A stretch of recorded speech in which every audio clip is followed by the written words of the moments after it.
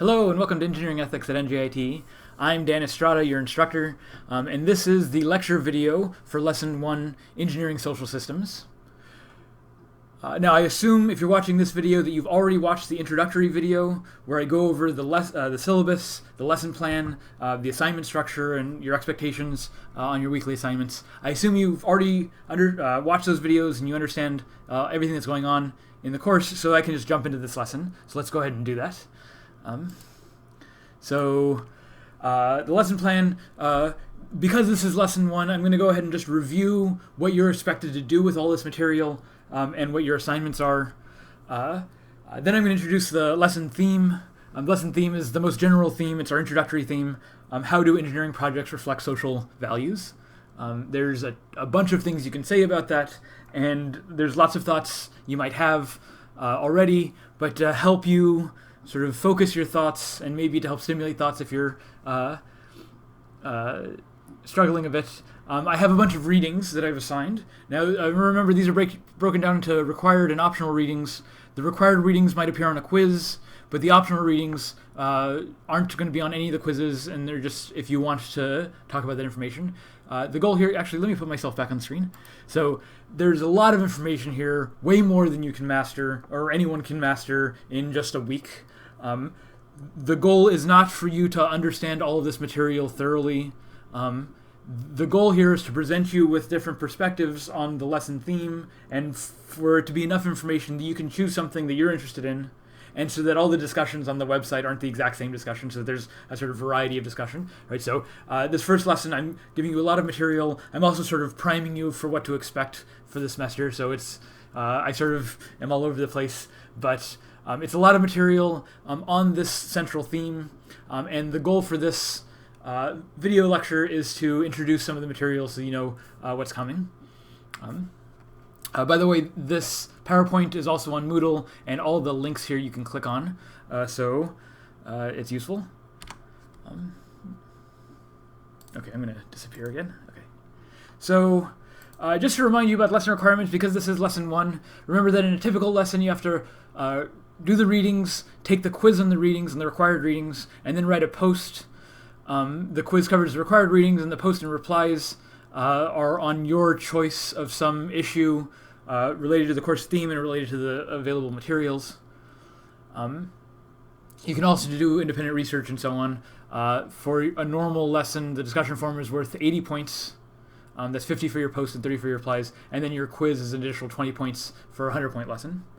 But lesson 1 is one of the exceptions you might remember. For this lesson, there is no quiz. Instead of a quiz, I want you to go to the introductions thread in the lesson 1 discussion forum, and then introduce yourself, and also set your Moodle avatar. Something other than the default. I don't care what it is. It doesn't have to be a picture of yourself, but something that lets me know who you are and is a consistent character, so that I can sort of learn who you are over the course of the discussions. For lesson 1, because there's no quiz, but the introduction in your Moodle avatar is worth 20 points, and so the whole discussion forum is worth 100 points for this first week. I just want to remind you of that. If you're looking at the grades on Moodle, you might be confused. Remember, your requirement is just to write about something that interests you. It can be from any of the required or optional readings. And for this first lesson, I have a pretty broad set of readings, so hopefully you'll find something that interests you. If you have any more questions about the requirements for this lesson, see the introductory video or see the syllabus, ask questions in the discussion forum. Alright, so lesson 1 theme, very general theme about the relationship between ethics, values, and engineering. Right? How do engineering projects reflect the values, the assumptions, the interests, the prejudices, the dogmas, the ideologies of the designers of those engineering projects, but also of the broader society in which it's being developed. Right? What is the relationship between the values of the engineers, the designers, and the society that's asking them to design these projects? You can ask this question about simple projects like building a bridge or a shopping district. Or about even bigger social engineering projects. the school systems, the student loan programs, right? These are institutional infrastructural programs. They reflect the values of society, the things that we want and think are valuable. And it's because of these values and the assumptions and all the cultural factors that go into the decision to build these engineering projects, large and small, right? And so, say some things about this relationship. How does this relationship work? Who's in charge of this relationship? Is it the designer? Is it society? Right? Who determines what these engineering projects look like? Or who has the largest influence over what these engineering projects look like? We will see in this class cases where engineers have quite a lot of influence, and maybe some cases where their efforts are stymied by people with bigger influence, managers and CEOs and so on.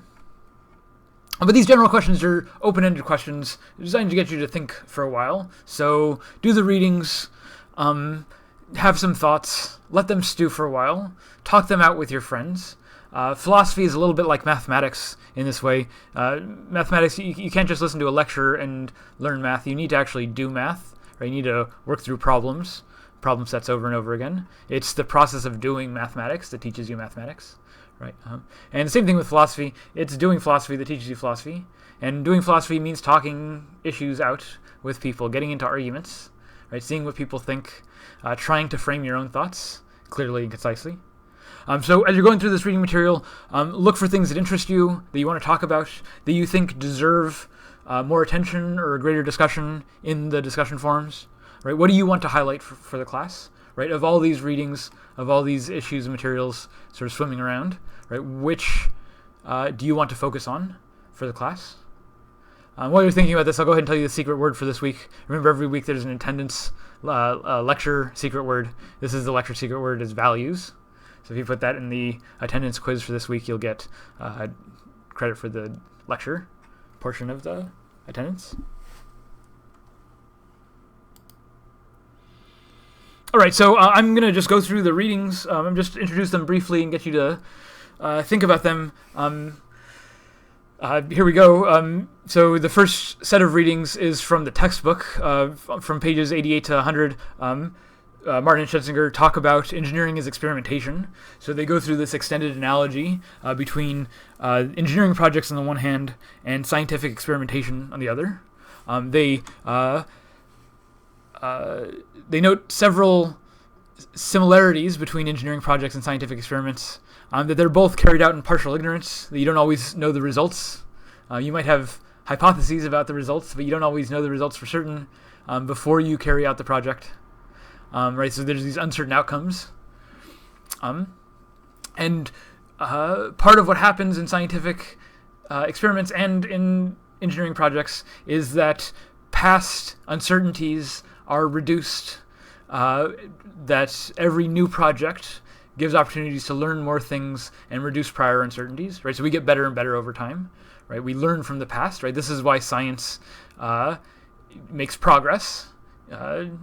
We know more things now than we did 100 years ago because we can build on our mistakes. We learn from our mistakes, and we can build on them to make them stronger, reduce our uncertainties. So there's similarities between experimentation and engineering, but there's also important differences, and they point this out in the book, but they want to make a bigger deal of the experimentation analogy. But there's some relevant disanalogies. In particular, engineering projects typically have no experimental control. You don't build a control bridge to make sure that the bridge you actually want to build is going to work, right? You just build that one bridge, right? So these experimental controls, or you might build models or scale models, but you don't build an entire control bridge. And a big one that I want to talk about just a little bit is informed consent. So in scientific experiments, especially if you're experimenting on human subjects, it's both legally and ethically required that you give your subjects that your subjects have informed consent, that they understand and are fully informed about what you're doing to them, and moreover that they voluntarily accept and agree to that experiment, right? So you can't experiment on people without informed consent. But engineering projects are often built without informed consent, right? A bridge, sometimes bridges are voted on, but it's often the case that a bridge is just built. It's decided by a city or a state that they're going to build a bridge, and they build the bridge, and people have to drive over that bridge. And at no point, typically, did those people, verify that the bridge was structurally sound. Did they agree to the engineering constraints of the bridge or the way that it was built? They just sort of have to deal with that bridge, right? And so this lack of informed consent is a pretty big difference between the way that scientific experiments work and the way engineering projects work. And in fact, it gives some insight into the kind of ethical obligations on engineers, that engineers can't just do whatever they want because they're having an impact on people, and sometimes that impact is involuntary. Sometimes the people didn't choose for the structure of the bridge that they're driving over, or the integrity of the elevator that they're riding in. These are things that engineers have to ensure, but the users of these projects are typically not informed and don't give consent, right? They just use them. Engineering projects, it's also, while it's true that engineers can get better over time and learn from their past mistakes, there's not always a directive to learn. Engineering projects are often motivated by financial interests, and we'll see in this class that this is often the source of ethical conflicts. Financial considerations, both money and time, can often make people compromise their decisions or make poor decisions, compromise the quality of their work. So these financial decisions might undercut some of the scientific experiment. There's some scientific experiments that are done for the sake of making money, but quite a lot of science is done for the sake of pure science, for knowledge and fundamental research. And often there's not a profit motive there, and so there's this sort of more direct measure of progress. I've said this a couple of times, this term a couple of times, and I just want to highlight it. Informed consent. Informed consent is it's a requirement that if you were to respect the autonomy of people, it's required that they are able to give informed consent.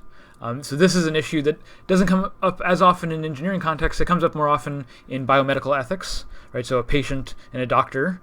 The doctor wants to perform some procedure, but the doctor is not allowed to perform that procedure unless they get informed consent from the patient. Informed consent means the patient understands what the procedure involves, understands the side effects and consequences of the procedure, right? And is fully informed, and then can make an informed decision based on that the information that the doctor provides, right? So that the procedure is always voluntary. You're not allowed to perform procedures on people that aren't voluntary in this way. This is a basic requirement for respecting the people, and respect is important for ethics. It's also a legal requirement in lots of states, partly because we haven't always had these laws. So I want to go over two cases of informed consent, of experiments that lack informed consent, one of which might be more relevant to potential future engineers. But the first one is its classic case. This is the Tuskegee syphilis experiment.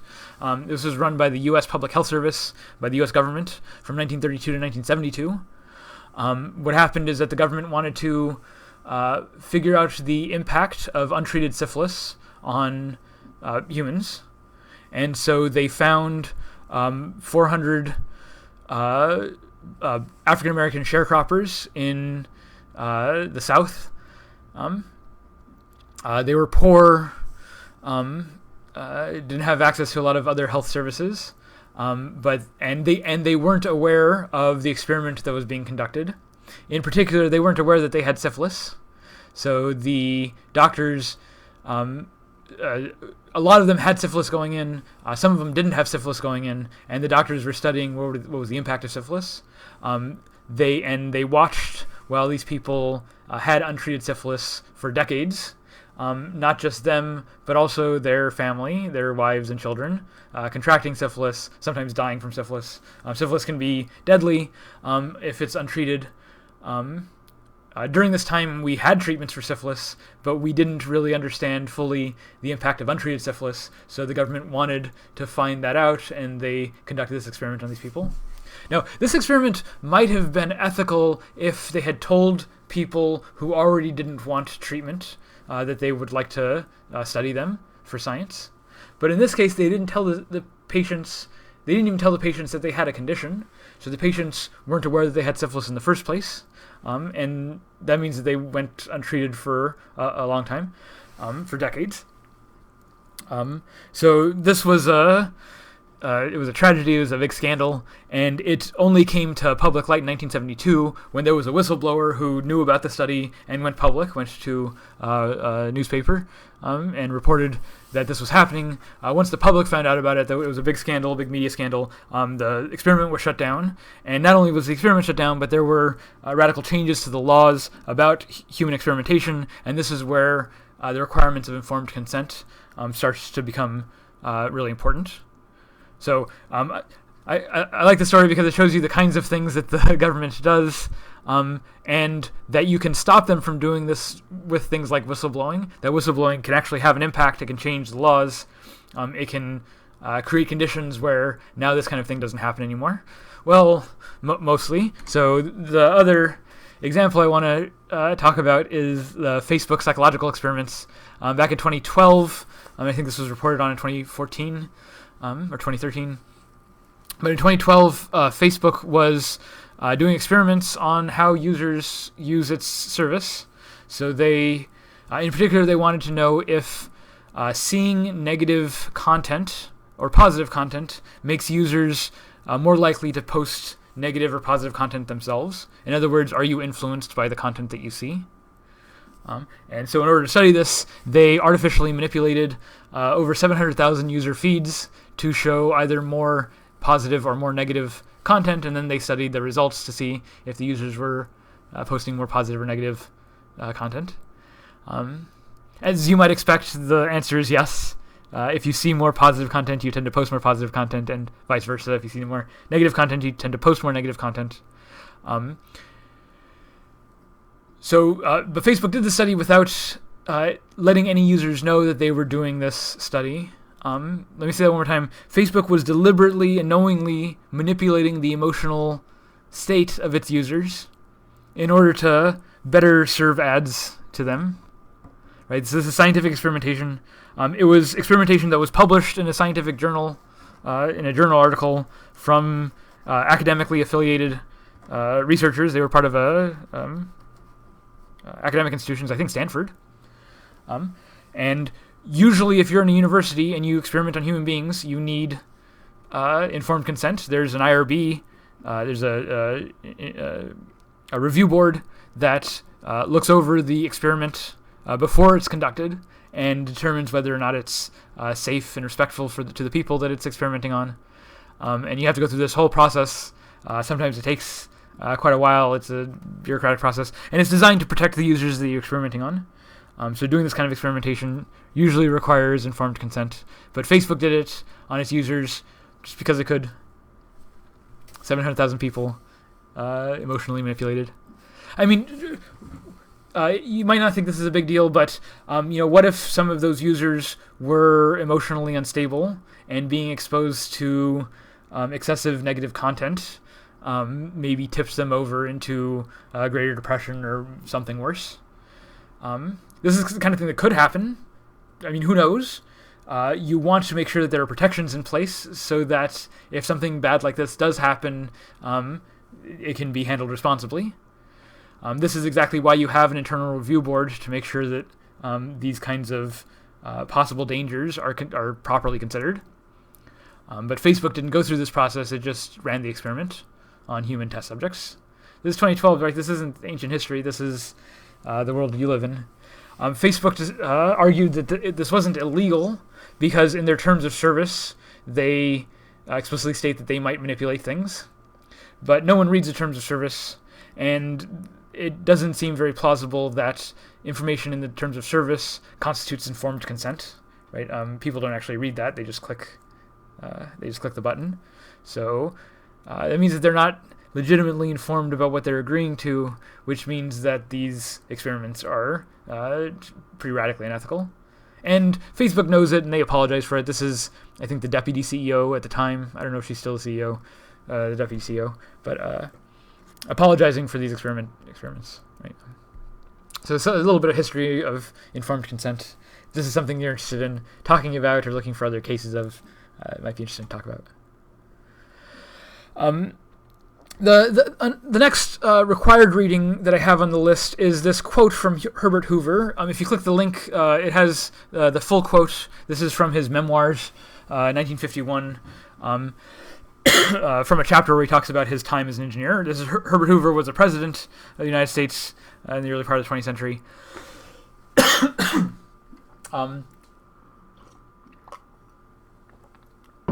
And before becoming president, he was an engineer and had experience engineering. And one of the chapters of his memoir is about the engineering. Is the chapter's titled "The Engineering Profession."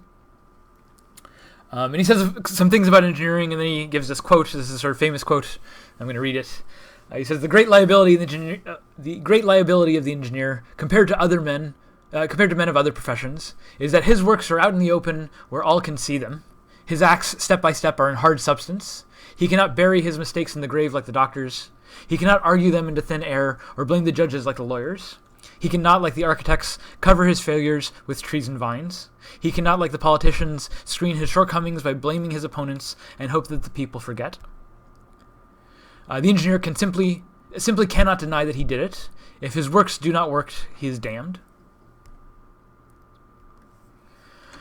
Right, so what is Herbert Hoover saying here?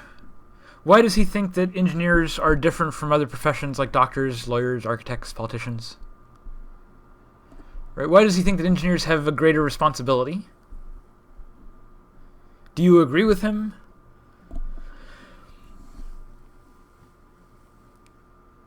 Do you think that other professions have unique responsibilities also, maybe different from engineers?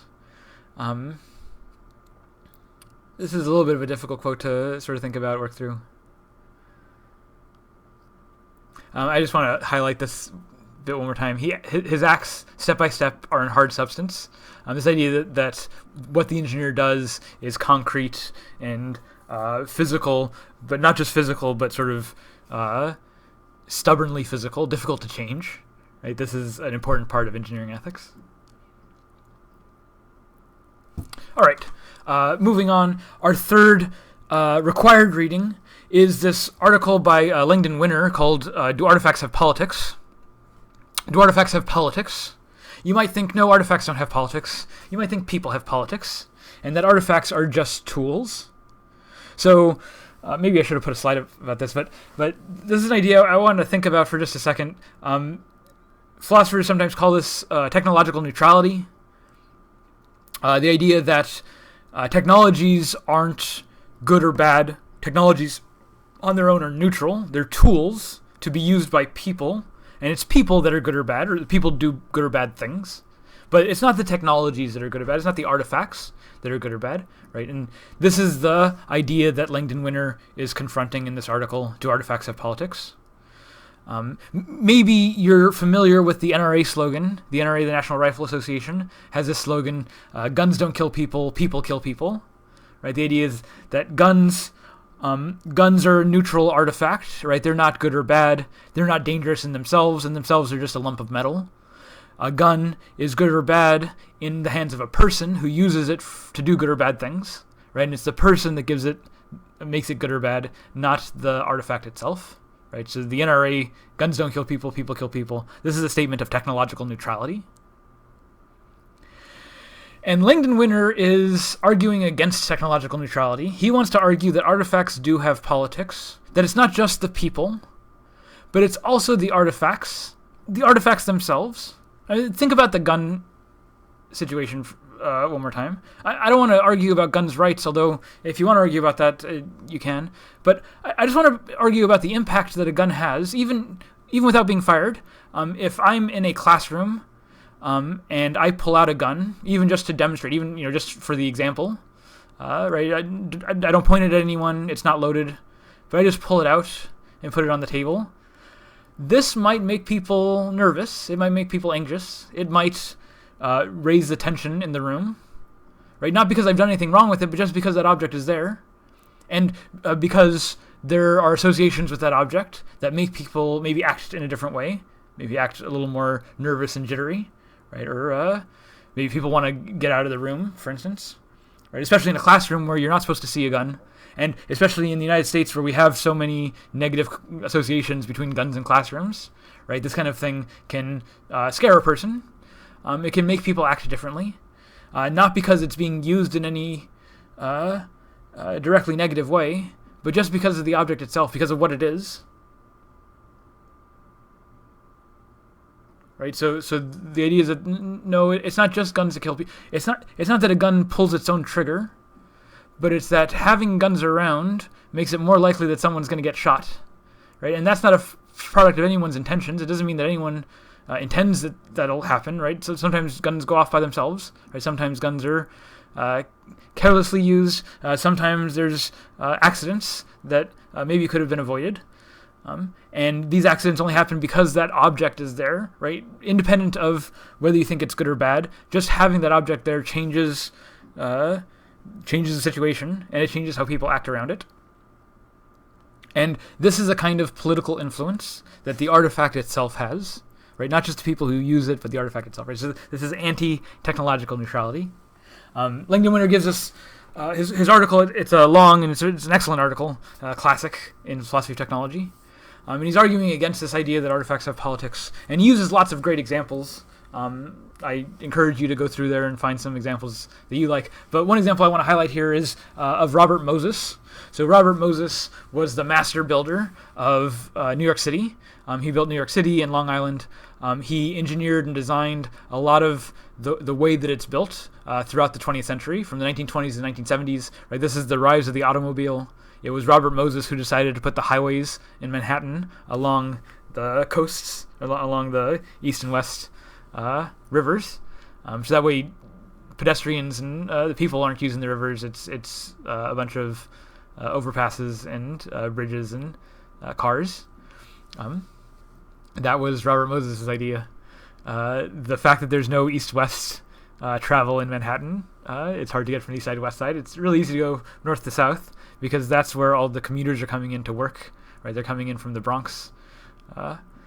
In Queens into downtown, right? So you need to have transit going north and south, but you don't need to have it going east and west because those commuters, they just need to go downtown to do the work, right? So this is Robert Moses' idea. A lot of this is explicit, that he was designing it to service the downtown area and to bring lower income people in to service the downtown area and then leave. So in the article, Langdon Winter writes about Robert Moses. He says, Robert Moses, the master builder of roads, parks, bridges, and other public works from the 20s to the 70s in New York, built his overpasses according to specifications that would discourage the presence of buses on his parkways.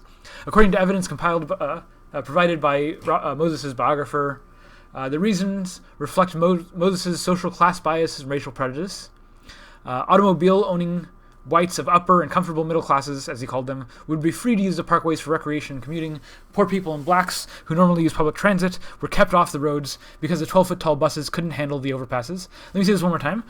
Robert Moses built the overpasses to and from Manhattan and all down Long Island. If you drive down Long Island, or if you go to like LaGuardia, you see that the overpasses on the highway are low. They're too low for public buses to go underneath them. So the buses drive alongside the highways, on the access routes alongside the highways, and they don't go down the highways themselves.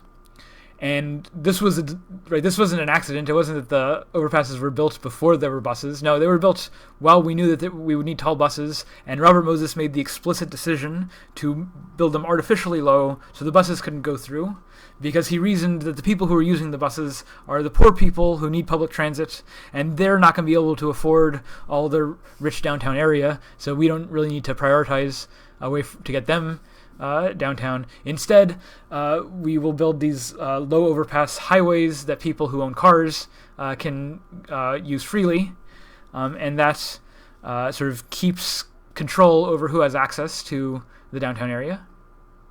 Robert Moses does this for explicitly racial and classicist reasons, right? And he builds public infrastructures like Jones Beach and the railroad to Jones Beach. He builds this infrastructure with these prejudices explicitly in mind.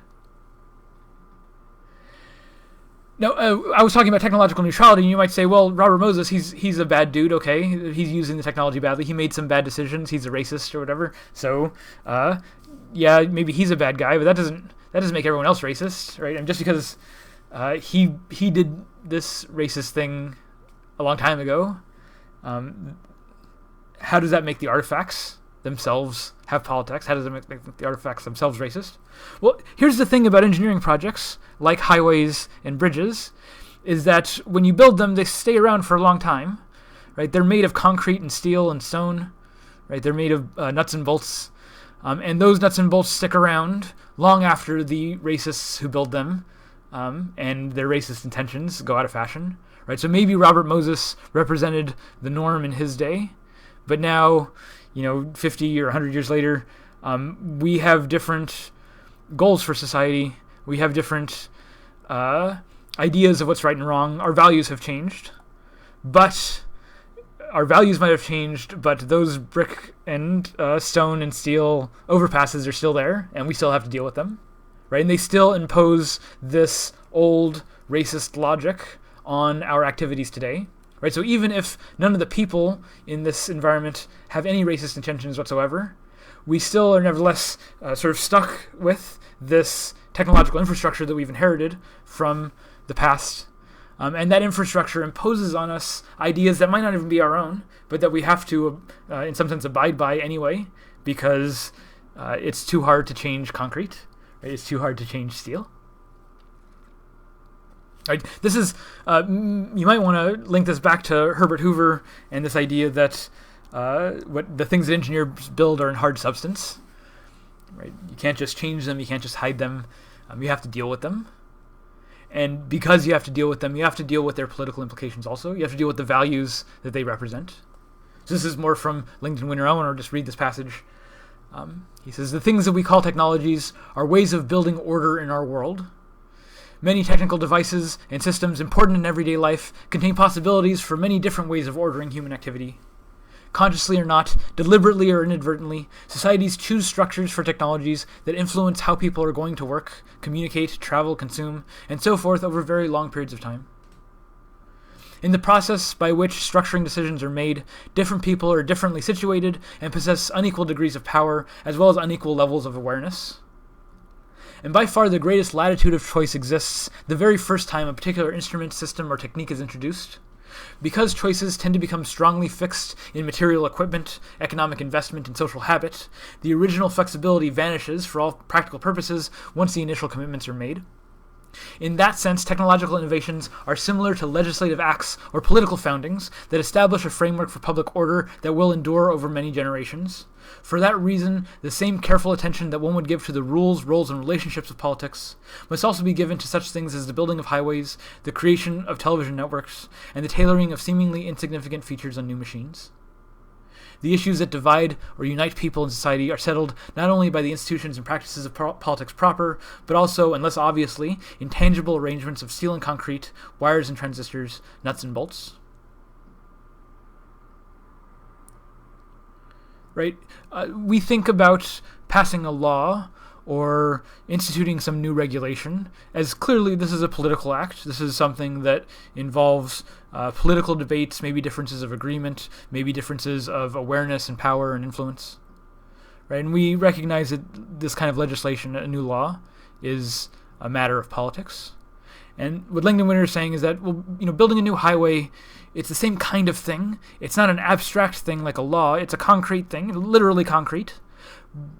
But the fact that it's concrete, the fact that it's hard substance, doesn't make it any less about the values and interests and assumptions and politics of the people who build it, right? Why do you build that bridge there as opposed to somewhere else, right? Why do you build the bridge with those materials and not some other materials, right? These aren't just financial and practical decisions, they're also political decisions, right? The materials that you use will determine how long that bridge lasts, how long it has to be repaired and maintained, right? And that's a political matter that will affect the communities using that bridge for generations, right? Making those decisions, and these are decisions that are made in the very early process of that bridge, right? That bridge might be around for hundreds of years, but the decisions about its structure and form and materials are made in very early on in the process. Another thing, I think about cell phones. Cell phones were introduced because they were a neat gadget and people wanted them, and then suddenly there are billions of cell phones in the world, billions of smartphones, and smartphones over the last decade have changed the way that people live, right? And smartphones have only been around for a decade, since 2007 when the iPhone came out. And in a decade, things have radically changed about society, about our expectations for each other. Now I'm expected to be on call. I am expected to be on time to different places. I have very little excuses because I have the cell phone and all the power and options it gives me for communication, and so on. These are radical changes, and the thing is that we didn't sign up for these changes. We didn't consent to these changes. We just wanted that cool gadget, and we got it. And now things change, and now we're dealing with things like bullying and harassment. We're dealing with things like election manipulation, fake news. These are things that we weren't expecting. Levels of depression among millennials are extremely high. The number of friends that millennials have is low compared to previous generations. These are often blamed on us having these phones. I'm not saying the phones are bad for us. What I'm saying is that we didn't know what we were getting into when we started getting these phones, and we can make the phones faster and smaller and better screens and so on, but those technological issues don't really address the political challenge of how do you integrate this safely into human communities. But those are important political challenges, right? It might be that we've also adopted technology that makes us chronically depressed, right? And that has political implications. It has implications about how we conduct our lives, what we think is valuable, and these are political implications that are in some sense baked into the technology itself, baked into the transistors, into the nuts and bolts. All right, I like that article. I'm going to go on. This is the last of the required readings. This is just a short quote from Norbert Wiener. Norbert Wiener was a cyberneticist at MIT in the 50s and 60s, 20th century. And he's sort of elaborating on this part from the Norbert Wiener, from the Artifacts of Politics, where technologies are ways of building order in our world. So this is sort of an elaboration on that. This is one of my favorite quotes of all time. I might cry while I read it, but I'm going to go ahead and read it here. So, this is from his autobiography, I Am a Mathematician. He says, "We are swimming upstream against a great torrent of disorganization, which tends to reduce everything to the heat death of equilibrium and sameness described in the second law of thermodynamics. What Maxwell, Boltzmann, and Gibbs meant by this heat death in physics had a counterpart in the Ethics of Kierkegaard, who pointed out that we live in a chaotic moral universe. In this, our main obligation is to establish arbitrary enclaves of order and system. These enclaves will not remain there indefinitely by any momentum of their own after we have once established them. Like the Red Queen, we cannot stay where we are without running as fast as we can. We are not fighting for a definite victory into the indefinite future. It is the greatest possible victory to be, to continue to be, to have been. No defeat can deprive us of the success of having existed for some moment of time in a universe that seems indifferent to us. This is no defeatism, it is rather a sense of tragedy in a world in which necessity is represented by an inevitable disappearance of differentiation. The declaration of our own nature and the attempt to build an enclave of organization in the face of nature's overwhelming tendency to disorder is an insolence against the gods and the iron necessity that they impose. Here lies tragedy, but here lies glory too.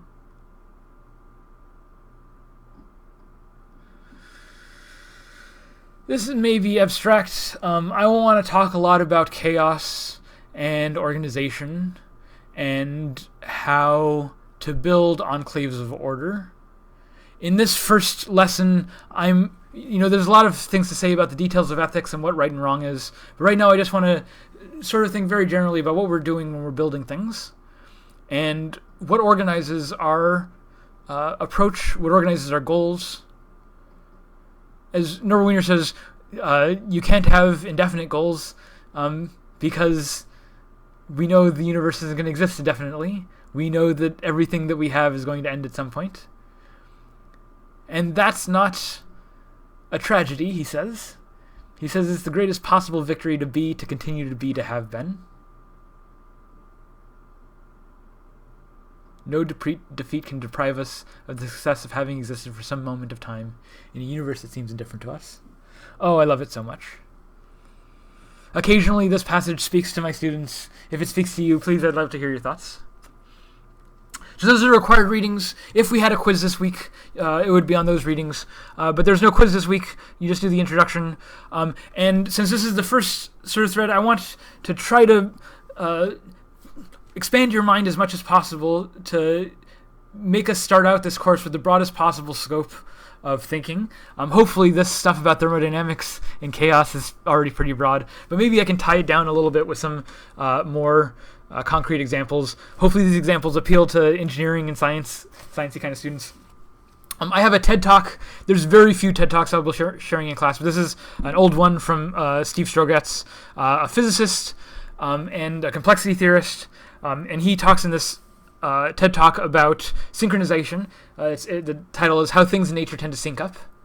One of the examples he uses, and I'm just going to play this very briefly, is this is a metronome. This is 32 metronomes, and they all get started at a different time, so they're not synced up to begin with. There's no magic or anything going on here, but what's happening is that it's on a platform, it's on a shared platform, and that platform can wobble freely. So all of these metronomes are on this platform, sort of wobbling back and forth at different paces, but because they're all on the shared platform, they're going to eventually sync up. And Strogatz runs this experiment in his TED Talk. I'm not going to show you his version of it because it doesn't work as well, but it works really well in this metronome video. So without any interference, you can see going a couple minutes down the line. Now almost all of the metronomes are synced up. This one here on the right is not yet synced up. And they're not perfectly in sync, but they're getting there. And they're certainly a lot more in sync than they were before. Now, obviously, there's no one telling these metronomes to sync themselves up, right? There's no sort of top-down control.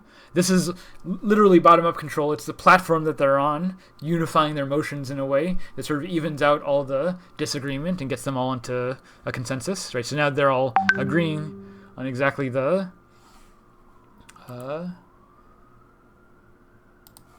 pace.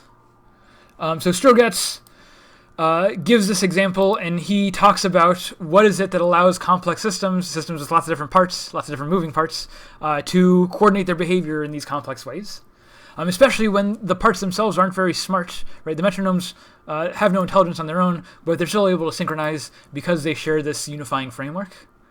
Here's another case, the same kind of thing. This is the world record for the longest wave ever. Right? This is at a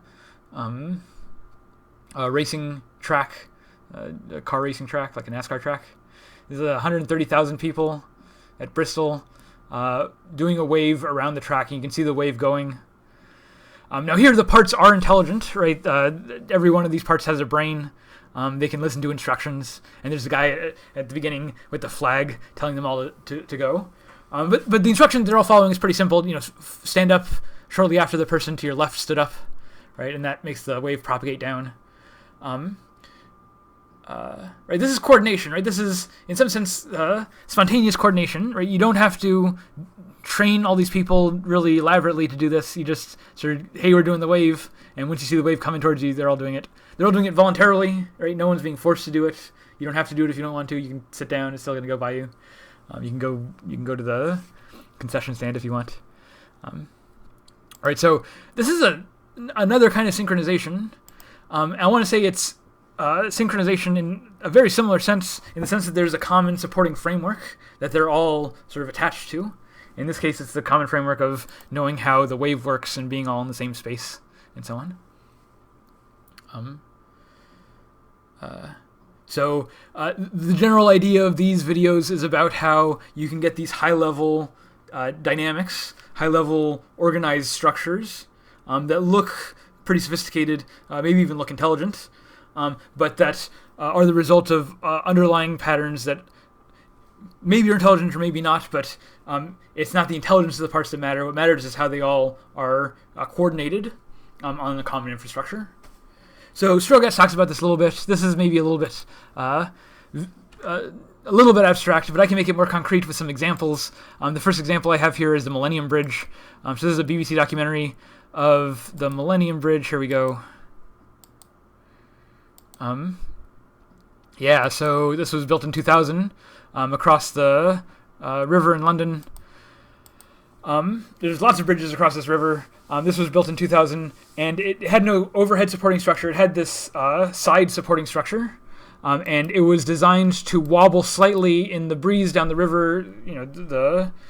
There will be breeze moving the bridge anyway, and so the whole structure was designed to sway slightly in the breeze. Now, I mean, this is year 2000. These are modern engineers, right? These are not ancient engineers who are clueless about the physics here. But they didn't expect what would happen when you get all these people on the bridge. So let me go back to the video. So what happened is on opening day, when people started streaming down, it wasn't just a few people walking down the bridge; it was hundreds and thousands of people walking down the bridge, and because it was swaying slightly, they would end up walking in this sort of duck waddling pattern. You can see them demonstrating the waddling pattern here, where you're walking not out with your feet to your front, but you're walking sort of side to side. Right? This is how you walk normally, and then when you're on the bridge swaying back and forth, you end up walking side to side, and right, people are walking side to side like this just in order to keep their balance as the bridge sways under them. But the thing is that because they're walking in the side to side pattern, it reinforces the side to side motion of the bridge, and the whole bridge ended up swaying by several inches, right, which was very dramatic, and it increased, right, so it made everyone wobble back and forth in that same pattern. And if you look at the actual bridge, everyone sort of tick-tocking, sort of like a little penguin waddle as they walk down the bridge. They're all doing it in unison, almost like the metronomes doing it in unison. Again, exactly like the metronomes, no one's telling them to do it all in synchronization, but because they're on a common framework, because the platform underneath them is also wobbling in a feedback loop with their wobbling, they all end up synchronizing their behavior, right? So coordinated, emergent activity, even though the parts didn't intend it. Now, in this case, again, the parts are intelligent. They're human beings, so they're intelligent human beings. But they're not intending to do this activity. They're not intending to act this way. The engineers who built the bridge didn't anticipate that it would behave this way. Right? So sort of everyone was taken aback by it. Even though the parts are intelligent, even though they're all human beings, everyone was surprised at what happened when the coordinating system resulted. Right? So in this documentary, you can watch it. They actually build a little model of the bridge where they can practice it so they can see what went wrong. The bridge was shut down after a few hours of this because people were afraid to walk on it. And then it took another couple of years, I think another year, for the engineers to figure out how to fix the bridge so that it didn't wobble so much.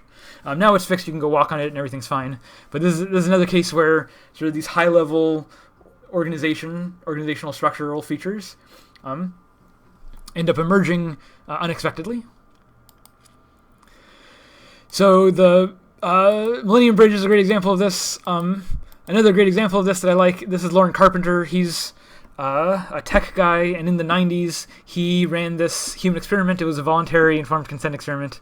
But what he did is he gathered all these people in this barn. He gave them all these little paddles. On one side of the paddle is green, one side is red.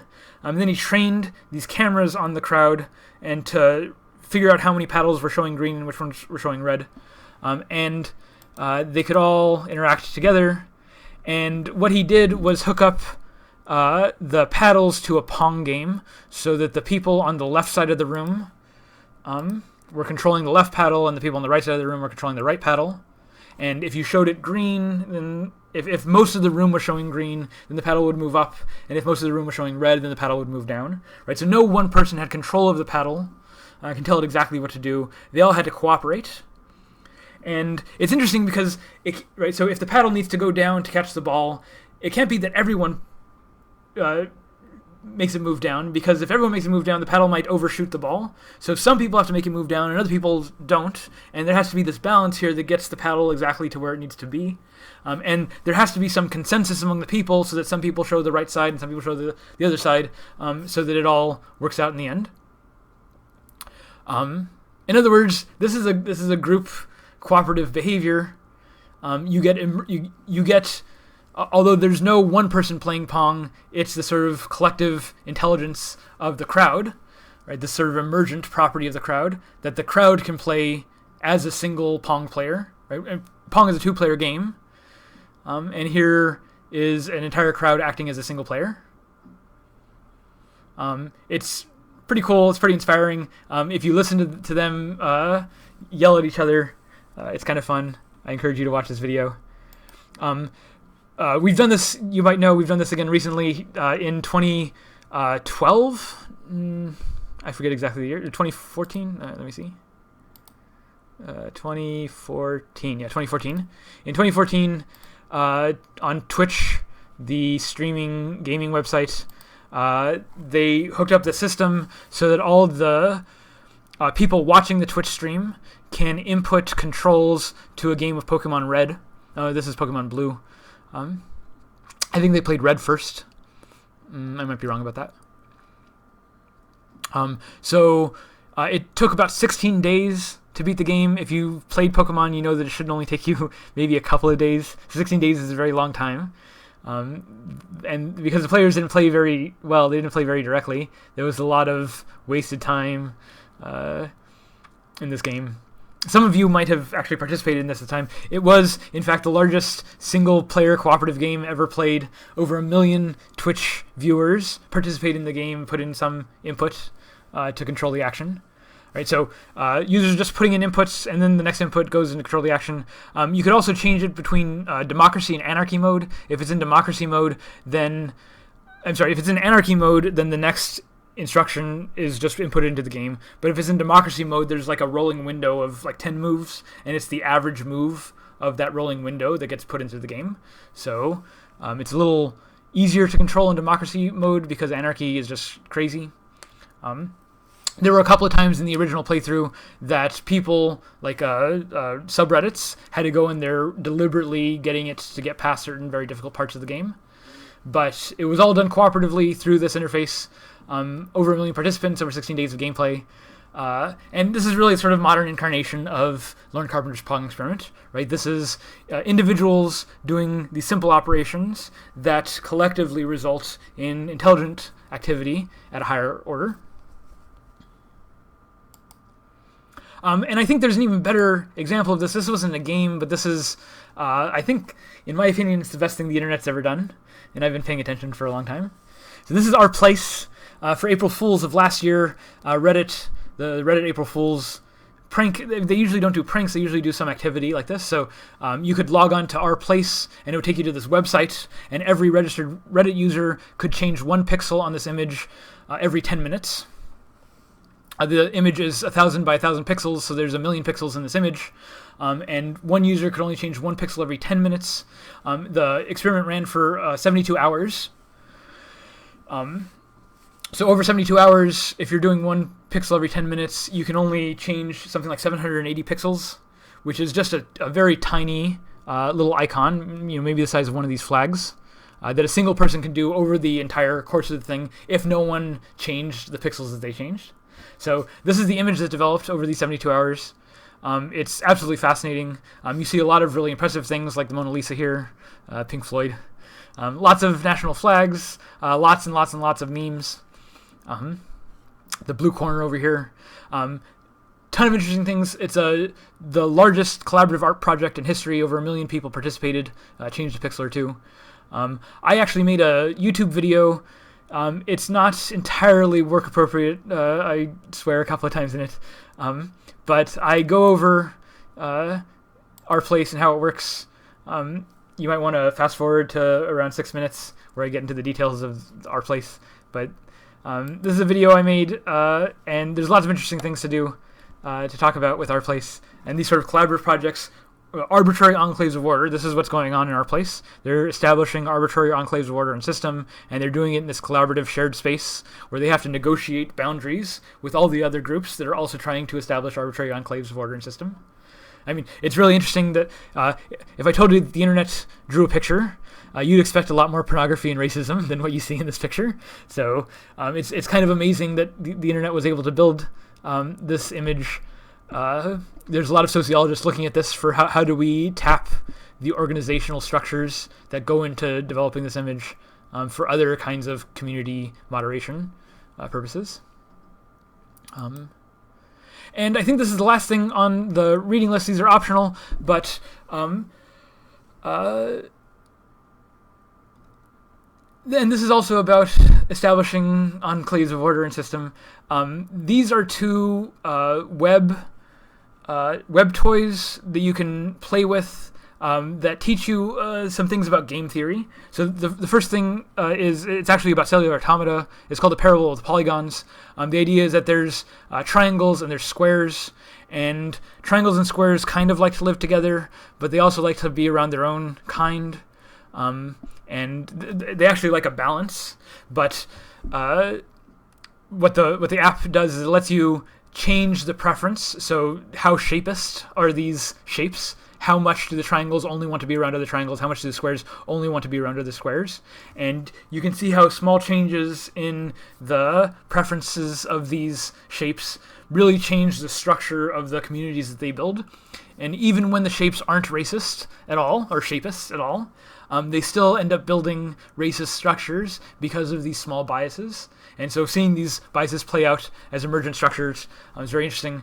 In the second one here, in Evolution of Trust, this is a introduction to game theory. They describe how game theory works, how and why people end up making the kinds of game theoretic decisions they make. In particular, why people tend to cooperate more than they tend to cheat. I mean, you might think that cheating, cheaters might get away with it, and so why don't more people cheat? And there's a good reason why more people don't cheat. It's because it doesn't work over the long scale, especially if you have to interact with people over and over again. It's what's called an iterated game. If you're interacting with people over and over again, then the cheaters tend to be weeded out, and the cooperators tend to be more successful. And in fact, there's one particular strategy called tit for tat that is the most successful of the games, and the most successful of the strategies in these games, and it somewhat explains why we've evolved to be as cooperative and trusting as we are. So if you're interested in game theory, some of this can be a little bit technical, but if these are among your interests, you might find something interesting to write about here. That's all of the readings, and that's the lesson.